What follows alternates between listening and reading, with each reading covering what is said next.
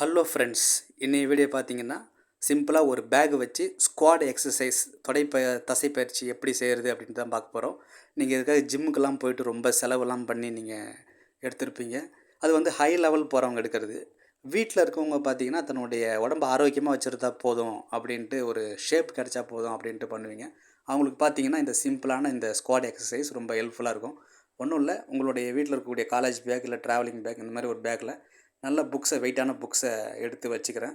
இந்த புக்ஸு வந்து கிட்டத்தட்ட பார்த்தீங்கன்னா வெயிட் பார்த்தோம் அப்படின்னா ஒரு 7.5 கிலோ 7.25 கிலோ வரக்கூடிய அளவு வெயிட் இருக்குது. 10 கிலோ அளவில் இருந்தாலே போதும். அதிகமாக நீங்கள் வந்து பார்த்தீங்கன்னா வெயிட் எடுக்க தேவையில்ல. ஸ்பைனல் கார்டு பிரச்சனை வரும். அதிகமாக வெயிட் எடுத்து ஸ்குவாட் செய்கிறவங்களுக்கு பார்த்தீங்கன்னா ஸ்பைனல் கார்டு பிரச்சனை வரும்.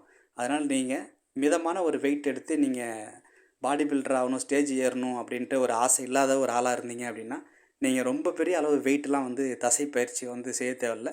நீங்கள் மீடியமான ஒரு வெயிட்லேயே செய்யலாம். இது ஆக்சுவலாக பார்த்தீங்க அப்படின்னா உங்களுக்கு எந்த விதமான ஒரு ஸ்பைனல் கார்டு பிரச்சனைலாம் இதில் வராது.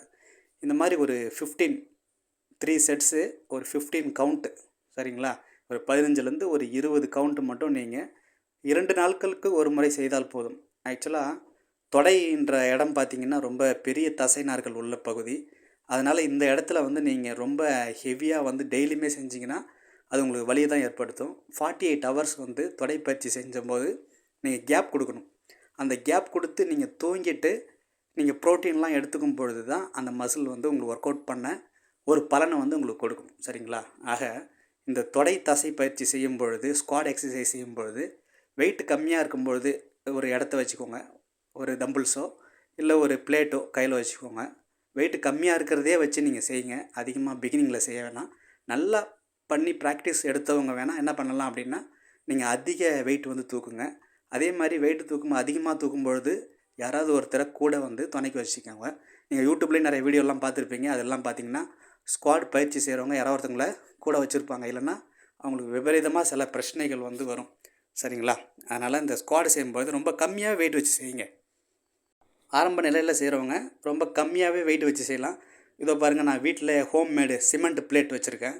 இந்த சிமெண்ட் பிளேட்டில் வந்து பார்த்திங்கன்னா 2 பக்கமும் ஒரு ராடில் எடுத்து மாட்டிக்கிறேன், சரிங்களா? இதுவுமே பார்த்திங்கன்னா வெயிட்லெஸ் தான், ரொம்ப வெயிட்லாம் கிடையாது. இதுவுமே ஒரு மீடியமான ஒரு வெயிட் தான். சைடில் லாக் பண்ணிவிட்டு நீங்கள் வந்து என்ன பண்ணிடலாம், ஒரு ஃப்ரீ செட் போடுற மாதிரி ஃபஸ்ட்டு என்ன பண்ணலாம், ரிலாக்ஸ் பண்ணுற மாதிரி அழகாக இந்த மாதிரி உட்காந்து எழுந்திரிக்கலாம். இதுவுமே பார்த்திங்க அப்படின்னா ரொம்ப வலியெல்லாம் கொடுக்காது. உங்களுக்கு தசை பயிற்சி செஞ்ச மாதிரியும் இருக்கும். அதே டயத்தில் பார்த்தீங்க அப்படின்னா ரொம்ப பெயினும் இருக்காது. அதிகமாக பைக் ஓட்டுறவங்க பார்த்தீங்கன்னா ஸ்குவாட் அதிக வெயிட் வச்சு போட்டுட்டாங்க அப்படின்னா அவங்களுக்கு லோ ஹிப்பில் வந்து ஸ்பைனல் கார்டில் லோ ஹிப்பில் பிரச்சனைகள் வரும். அது ரொம்ப நாட்களுக்கு இருக்கும். உடனேலாம் சரியாகாது, ரொம்ப நாட்களுக்கு இருக்கும். நீங்கள் இந்த மாதிரி தோலில் கம்மியான வெயிட் வச்சுக்கிட்டு யாரோடைய ஹெல்ப்புமே இல்லாமல் வீட்டில் இருந்து என்ன பண்ணலாம் அப்படின்னா சிம்பிளாகவே செய்யலாம். இப்போ நீங்கள் ஜிம்லாம் போனீங்க அப்படின்னு சொன்னீங்கன்னா 2000 ரூபாய் 1500 மாதத்துக்கு சார்ஜ் பண்ணுறாங்க. அதெல்லாம் இல்லாமல் இப்படியே நீங்கள் சிறப்பாக செய்யலாம். நன்றி தோழர்களே.